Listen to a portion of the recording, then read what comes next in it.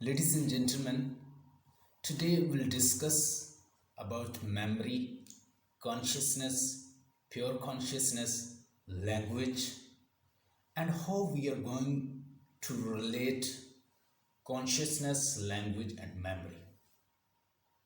Let's discuss about all these related to consciousness, language, pure consciousness. John Donne की एक poem है for whom the bell toll. उसके अंदर वो बताता है कि जब भी किसी चर्च के अंदर बेल बजाई जाती है किसी की डेथ पे, तो वो एक इंसान की डेथ नहीं होती। Since we are part of this cosmos and we are part of humanity, अगर कहीं पे किसी ह्यूमन की डेथ होती है तो we are also going to get death along with this person since we are part of humanity। तो उसके इस कंसेप्ट से मुझे काफ़ी हद तक क्लियरेंस मिली। मैं जिसकी खोज लगा रहा था तो मुझे काफ़ी हद तक उस पोएम से मुझे उस जॉन डन की पोएम से मुझे बेनिफिट हासिल हुआ। तो आज मैं आपके साथ इसी तरह कॉन्शियसनेस और प्योर कॉन्शियसनेस, मेमोरी और लैंग्वेज को डिस्कस करूंगा। डियर ऑडियंस, अगर आपको पता हो कि एक इंसेक्ट जब किसी अपने प्रे को देखता है, अपने शिकार को देखता है, तो वो उसका शिकार करने के लिए कॉन्शियस हो जाता है इंसेक्ट, कोई स्पाइडर हो या लाइक दैट। एक बच्चे को जब भूख लगती है तो वो अपनी फिंगर को सक करने की कोशिश करता है and he finds milk. And talk about the child, when you prick his her body, he will feel pain। तो वो पेन को फील कर सकता है लेकिन वो उसे एक्सप्रेस नहीं कर सकता since he is not having language. और लैंग्वेज जो है वो इंस्टिंक्टिव एबिलिटी नहीं है। इंसान लैंग्वेज अपनी मदर से लेके नहीं आता। मतलब जब वो पैदा होता है तो उसके पास लैंग्वेज नहीं होती, वो ब्लैंक स्लेट होता है। उसके अंदर एबिलिटी है, अगर आप उसको एक्सपोज कर दें कोई उसके सामने तो वो सीख लेगा, but he is not having language. उसके पास कोई लैंग्वेज नहीं है। वो लैंग्वेज लेता है, एक्सपोजर कहाँ से लेता है? पेरेंट्स से, सराउंडिंग से, इन्वायरमेंट से, एटमॉस्फेयर से और अपने कल्चर से, लोगों से, स्कूल से, सराउंडिंग से। यानी जो उसकी थॉट्स के ऊपर वो मेमोरी लिख दी जाती है, फिर उसके अकॉर्डिंग वो फील करता है। जॉन सिरल कहता है, एक फिलासफर हैं, जॉन सिरल कहते हैं कि लैंग्वेज, इंसान के पास कॉन्शियसनेस बाय बॉर्न उसके पास कॉन्शियसनेस होता है और वो कॉन्शियसनेस एनिमल्स के अंदर भी मौजूद होता है। लेकिन कॉन्शियसनेस के बाद वो लैंग्वेज एक्वायर करता है और लैंग्वेज बैक उसके कॉन्शियसनेस को और बढ़ा देती है। असल में मामला ये है कि जिसको हम कॉन्शियसनेस समझते हैं, माइंड समझते हैं। बेसिकली अगर देखा जाए तो यहाँ पे बहुत सारी अप्रोचेस हैं। यहाँ पे देखा जाए तो ड्यूअलिज्म है। कुछ बॉडी और ब्रेन को डिफरेंट चीज़ें समझते हैं। मटेरियलिस्ट जो अप्रोच है, अगर उसको देखा जाए तो वो कहते हैं कि माइंड और बॉडी जो है, since mind is also reflection of the biological brain, तो उसी की ही ये एक चीज़ है। तो वो जस्ट मटेरियलिस्टिक व्यू से देखते हैं कि माइंड कोई चीज़ नहीं है, ultimately it is a reflection of the brain.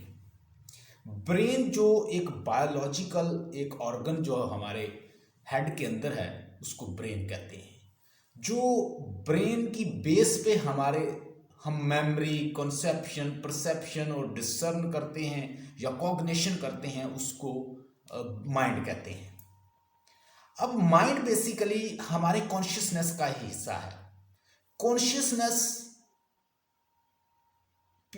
एक तो कॉन्शियसनेस है जो कि हर किसी के अंदर, इवन के जानवरों के अंदर भी मौजूद है। यानी एक एनिमल अपने शिकार को देख के जैसे कॉन्शियस हो जाता है, एक बच्चे के पास कॉन्शियसनेस होता है और वो इवन हर एनिमल के अंदर होता है और वो उसको फील करते हैं। आप किसी जानवर को प्रिक करें किसी चीज़ से या उसको पनिशमेंट दें तो ही इट विल फील।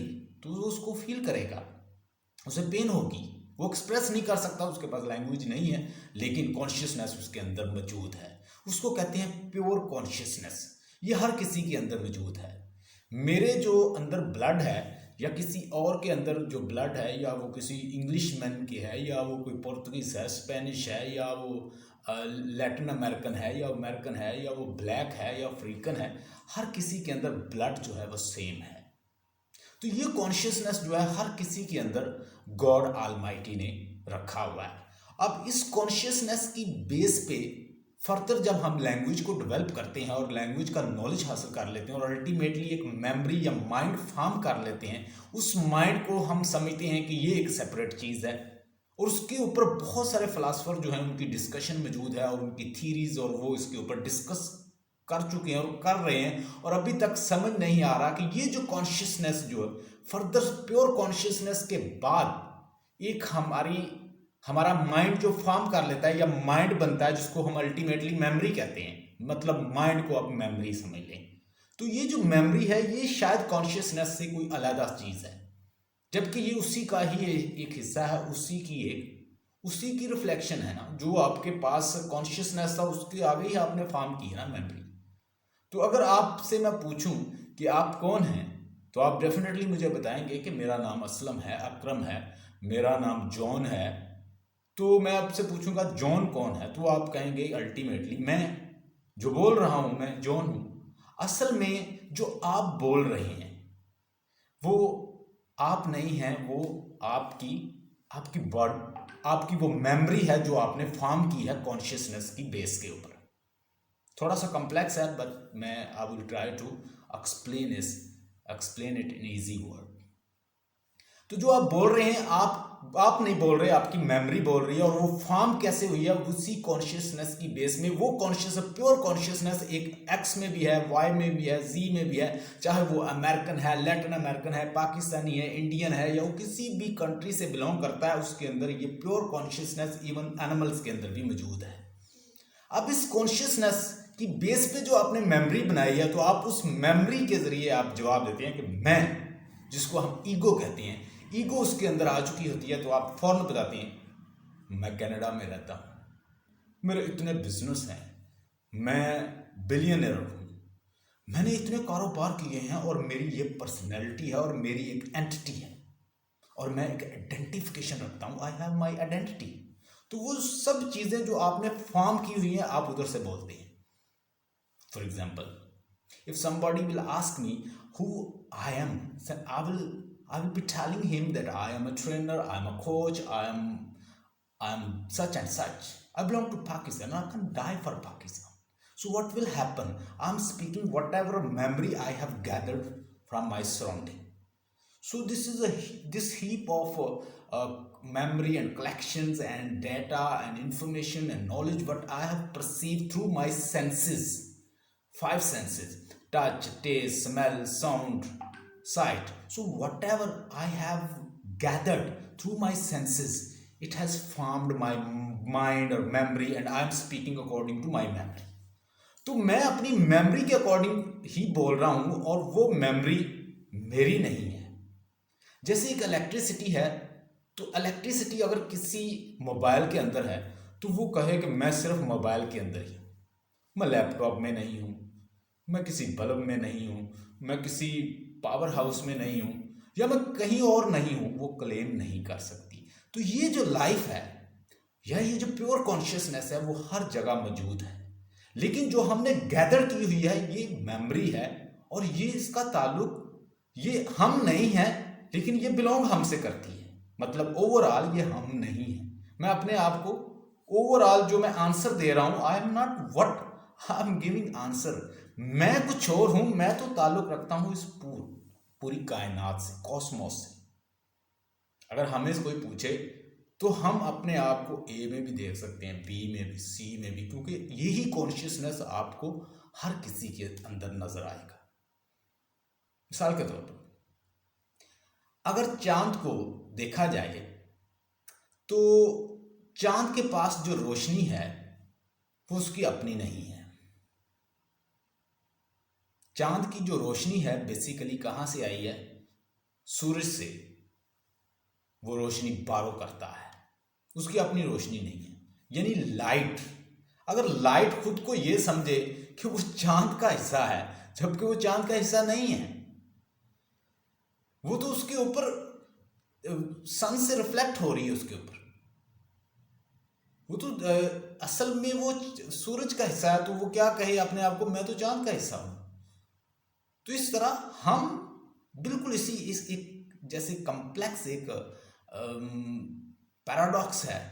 तो इसी तरह अगर देखा जाए तो जो चीज़ हमें नज़र आती है वो नहीं है, जबकि जैसे मैंने मिसाल दी कि चांद के पास जो रोशनी है उसकी अपनी नहीं है, लेकिन वो रोशनी अगर ये क्लेम करे कि मैं चांद का ही हिस्सा हूँ, भाई मैं चांद का हिस्सा हूँ, तो हमारे अंदर जो मेमोरी हमसे बोलती है या हम जो बोल रहे हैं, हमने ये गैदर की है भाई, कहाँ से, इन्वायरमेंट से, सराउंडिंग से, लोगों से, हमारे पेरेंट्स से, हमारे स्कूल ऑफ थॉट से, हमारे कल्चर से, हमारे लोगों से, हमारे कंट्री से, हमारे उस मीडिया से जिसको हम डेली परसीव करते हैं, डिसर्न करते हैं, सुनते रहते हैं और कॉन्शियसली उसको सुनते रहते हैं, उसने उस हमारे कॉन्शियसनेस ने, प्योर कॉन्शियसनेस ने ये गैदर की हुई है। कोई मुझसे पूछे मैं कौन हूं तो मैं फौरन बताऊंगा कि मैं ये हूं, और मैं किस बेस पे बता रहा हूं, अपने एक्सपीरियंस, अपने जो सेंसरी ऑर्गन्स के थ्रू मैंने जो परसीव की हुई है चीजें, मैं उसके जरिए ही बोल रहा हूं। But I am not what I am claiming to somebody for whom the bell toll. जैसे जॉन डन ने बताया आपको कि किसी एक इंसान की डेथ होती है तो आप ये फील करें कि वो पूरी इंसानियत में से कोई हिस्सा भी साथ उसका मरता है। Since we are part of the humanity, this cosmos, हम इस कॉस्मोस का हिस्सा हैं। तो जब किसी की डेथ होती है तो आप ये सोचें कि हम भी उसके साथ किसी हद तक, हमारी भी डेथ हो गई है, क्योंकि हम पार्ट हैं ह्यूमैनिटी का। तो अब मैं देख सकता हूं खुद में, लोगों में खुद को, जो मेरे सामने बैठा है मैं उसमें भी मौजूद हूं, जो मेरे साथ बात कर रहा है मैं उसके अंदर हूं, जिससे मैं प्यार करता हूं उसके अंदर भी मैं मौजूद हूं। तो ये हमारे प्यार का जो कॉन्सेप्ट है, या एक दूसरे की ये फीलिंग रखना, हम खुद को ये फील कर सकते हैं कि मैं उसके अंदर भी मौजूद हूं। जैसे जॉन सीरल कहता है कि हमारे पास होता है प्योर कॉन्शियसनेस, उस कॉन्शियसनेस की बेस पे हम लैंग्वेज को सीखते हैं, और फिर लैंग्वेज मजीद एक्सपैंड करता है हमारे कॉन्शियसनेस को। और वो जो कॉन्शियसनेस जिसके जरिए हमने एक्सपैंड किया है अपने, मतलब एक पूरा जो कलेक्शन और एक्सपीरियंस और वो सेंसरी ऑर्गन्स के जरिए, टच, टेस्ट, स्मेल, साउंड, इसके जरिए जो हमने इकट्ठा किया हुआ नॉलेज, उसको बेसिकली हम खुद समझते हैं कि ये मैं हूं भाई। हालांकि हम जो हैं वो हर किसी एक दूसरे के अंदर मौजूद हैं और हम उनका हिस्सा हैं। जितने ह्यूमन बीइंग हैं ये एक दूसरे का पार्ट हैं।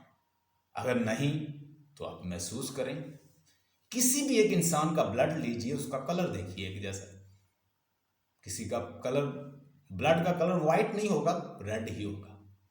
तो ये कॉन्शियसनेस जो है, ये प्योर कॉन्शियसनेस सब में सेम है, और जो हमने इकट्ठा किया वो हमारा माइंड है, और माइंड बेसिकली मेमोरी है। Hope you got the point. In today's lesson I have discussed about pure consciousness, mind, memory, and brain, and I've even discussed about language, consciousness, pure consciousness, mind, memory, and language, and how language is going to expand our consciousness. Hope for the best. Hope you got this complex phenomena, and you have learned about consciousness, language, mind, brain, and how our consciousness through our language it broadens. Hope for the best and stay blessed and have a nice day.